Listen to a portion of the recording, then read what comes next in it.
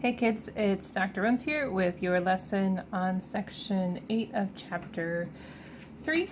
I am not here by myself. In fact, it's a Sunday afternoon, hanging out at the house. Thought I'd record some lessons, and so I'm not at school, so I might have a distraction or two. I'll show you.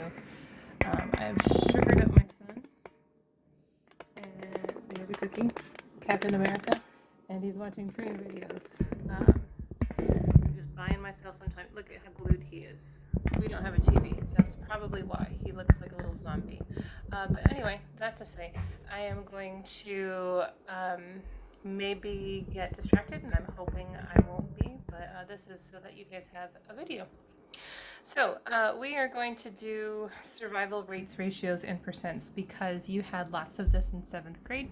Hopefully you know all about this, but if not, this is kind of a survival guide to get you through what we are going to do for algebra this year. So let's do a crash course on unit rate. How much per one of something? So here we have 3 options of Takis. In my opinion, if you ask, all money spent on Takis is a waste, but hey, you guys get your own opinion.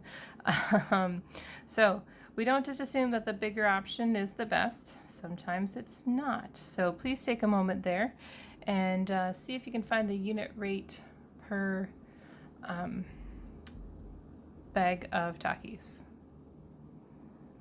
Okay, so if you divide 1098 by 30.9, perhaps you found about 36 cents per ounce.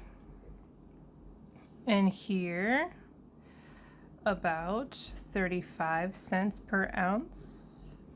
And here, when you divide 248 by 9.9, get about 25 cents per ounce. That's an example of unit rate, how much each ounce costs. And so we see that our best option if we're trying to save money would be this one here because it's the cheapest. So the price per ounce is the unit rate. Okay. Now, oftentimes, for my students at least, the order of the label can be pretty tricky. So I have just this very basic, simple strategy that will help you get it down right.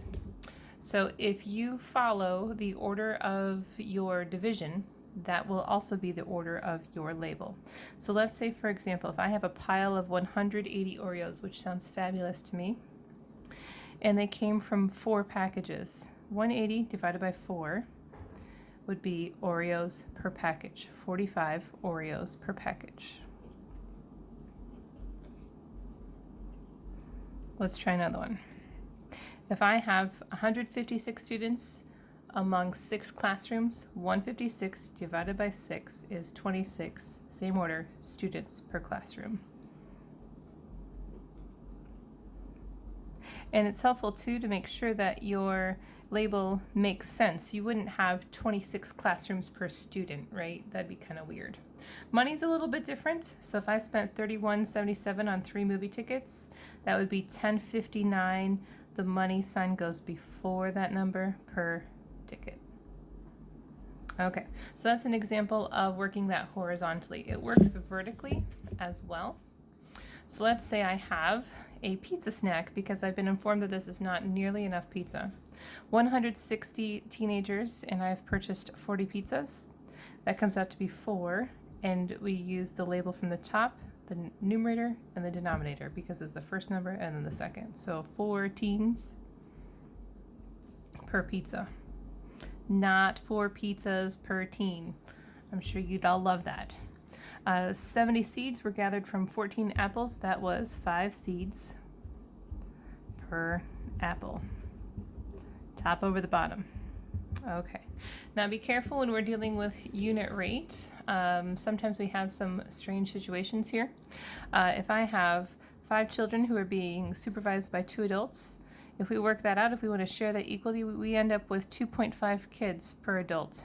And that's a painful unit rate. So please be careful that we're not dividing kids in half when we are finding unit rate. Also, if you have money, $7.49 for 12 donuts, if you divide that out, you'd get 62416 And if we're dealing with money, we would round to the nearest hundredth. So this would, closest hundredth would be 62 cents. However, I know rounding up and rounding down is not a thing, but rounding to the closest cent, here would be 62 cents. But because we're dealing with money, we will round, bad vocabulary, but round up to the nearest cent, because oftentimes places of business, you know, they're trying to make a buck or a penny, and so they're going to round up.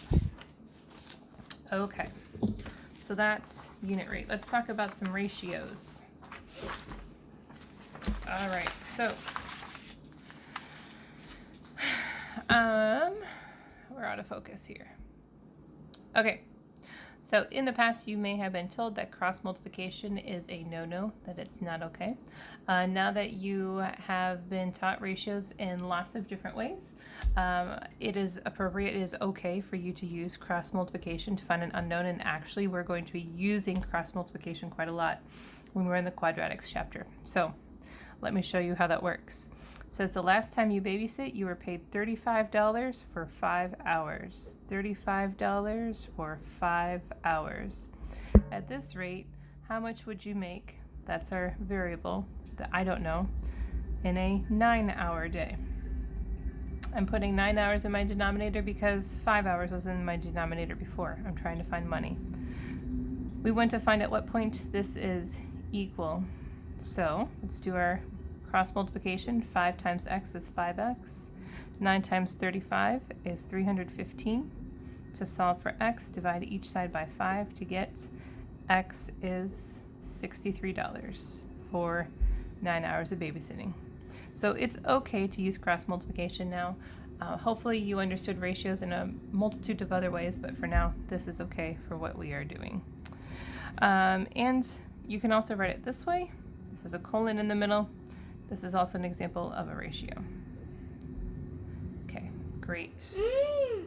Oh, sorry. Sorry guys, we got an advertisement. There you go. Sorry kid. Okay. Let's move on to percents. So 3/4 can be shown 1, 2, 3 parts of 4, 3 over 4, 3 divided by 4 is 0.75, or as a percent, 70 parts of 100 is 75%. Now we're going to practice a little bit on the next page. If you need a reminder of how to convert back and forth, there's a little graphic there for you. So you can see we're kind of flying through these notes because this should be a review for you.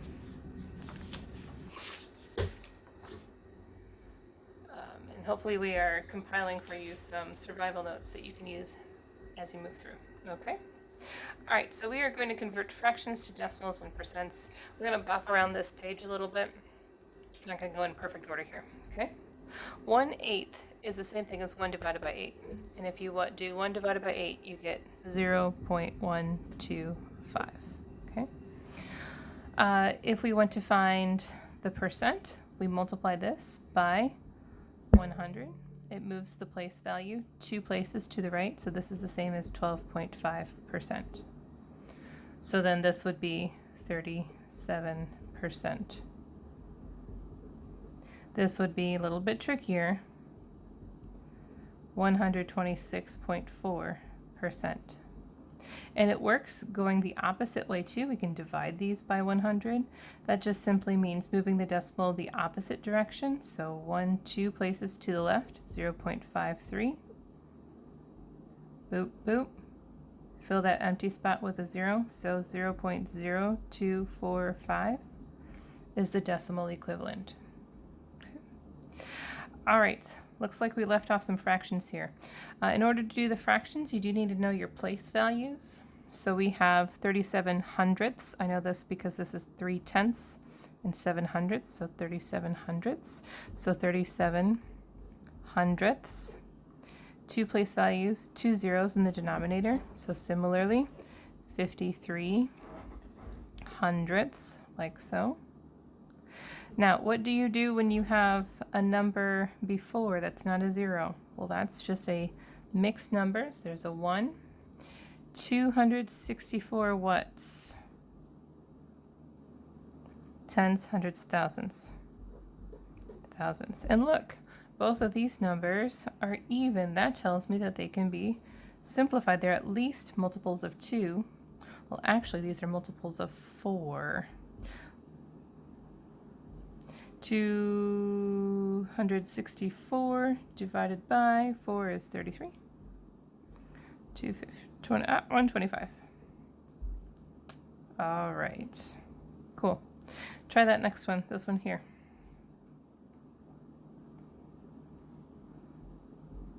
245 over tens. Don't forget to count this place value. Hundreds, thousands, 10,000s.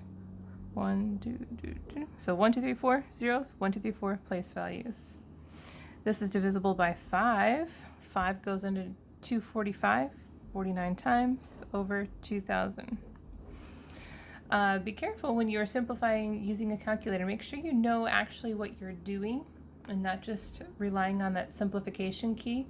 I think a denominator that's that large isn't something that can be simplified with your calculator. So you need to know the long way too. So divide the numerator by 5 and the denominator by 5. Okay. All right, great. What else do we know about mixed numbers? I get that you can multiply 3 times 8 to get 24, plus 5 would be 29/8, and divide out that way to get 3.625 to get your decimal. But you could also just write your whole number there and do 5 divided by 8, which is 0.625. Either one works. And if you want to convert to a percent, multiply by 100 or move the decimal 2 places to the right, and there's your percent. All right, continuing on with our little crash course. I have no idea what my son is watching right now. He's watching an unboxing video. They creep me out about, I don't know, a train. I don't know. He's quiet and we're gonna just keep on going. Sorry, this is a really informal video. Okay, what do we do with word problems? I'm all wonky here. Okay. There's a Black Friday sale that advertised Beats headphones for 20% off. How much would you expect to pay for these grossly overpriced headphones before tax, of course? So there's a couple different ways that you can do this. Of course, 20% off, the decimal equivalent is 0.2. Okay. You could calculate the savings first. So here's your 0.2 times 194.99. That's a savings of specifically 38.998. I know that's not a cent, but I'm trying to be precise. So there you go. And then so you can take the total price, $194.99, take off the discount, 38.9. Oh my gosh, the discount's $38. I wouldn't even spend $38 on my head, whatever. Okay, honey. Okay.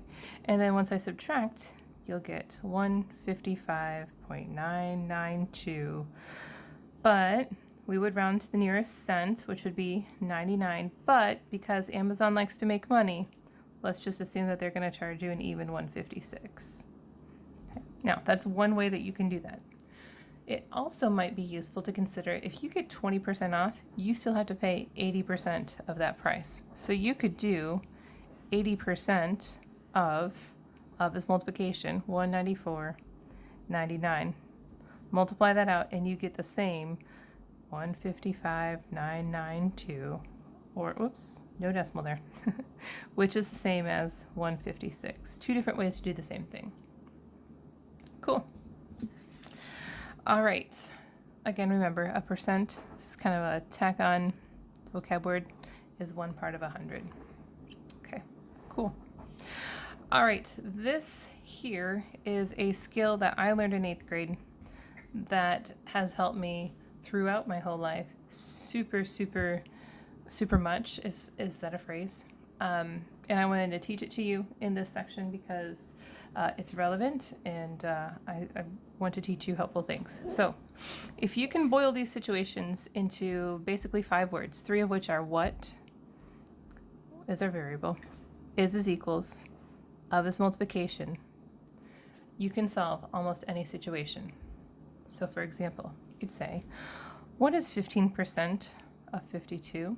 You can do, what is 15% of 52? What is 0.15 times 52 is 7.8. 7.8 is 15% of 52, and that's your answer. Isn't that amazing? 14 is 17% of what? The variable is being joined to the 0.17 through multiplication. Reverse of multiplication is division. What I do on one side, I do to the other. So therefore, I got 82.352 and some numbers equals x, or x is about, let's just call it 82. 14 is 17% of 82. Amazing. See how much easier that is? I think this is fabulous. I love this skill.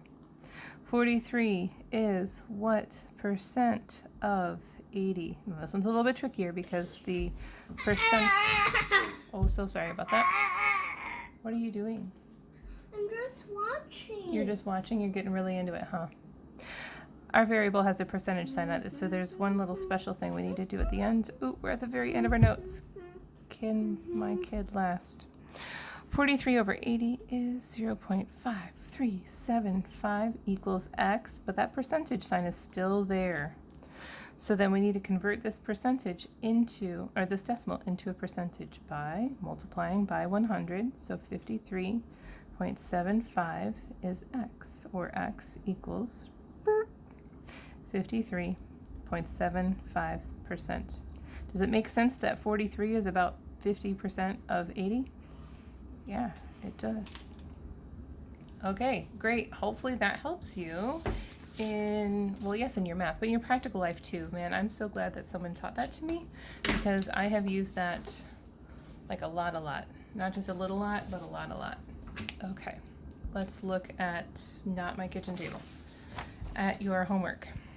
Okay, actually, let's look at the B side, because there's not a lot of questions here and I want you to do them for yourself, okay? Okay, so find the unit rate. So typically the left number divided by the right? So 4 divided by 5 is 0.8. And now we need the label. Left, right. So 4 divided by 5, dollars over cans. So 80 cents per can. What's wrong with this? Need to put a 0 there because we're dealing with money, right? Let's try another one. Is it 27 divided by 4.5 or 4.5 divided by 27? 27 divided by 4.5, which is 6. 6 what's per what's? 6 ounces per serving. You can write out the whole word or the abbreviation if you know it. Okay? All right, the next one is all about speed. I get that you can put these in hours or minutes or whatever. Keep the hour or the unit of measure that the worksheet has here. So 1500 divided by 4. 1500 divided by 4 is 375. What's the label? Miles per hour. Miles, you can do /hour or you can do mph. They mean the same thing. Okay, let's look at the next one. 1.2 miles in 15 minutes. That comes out to be 0.08 miles per minute, or you could write out miles per minute. And yes, I do really like fractions, so you could say, it would be 8 over 100, which is 4 over 52. You can convert, sorry, I'm so distracted because I'm watching my son here. You can convert this to a fraction if you want. Yes, you're watching trains. Guys, I'm trying. All right.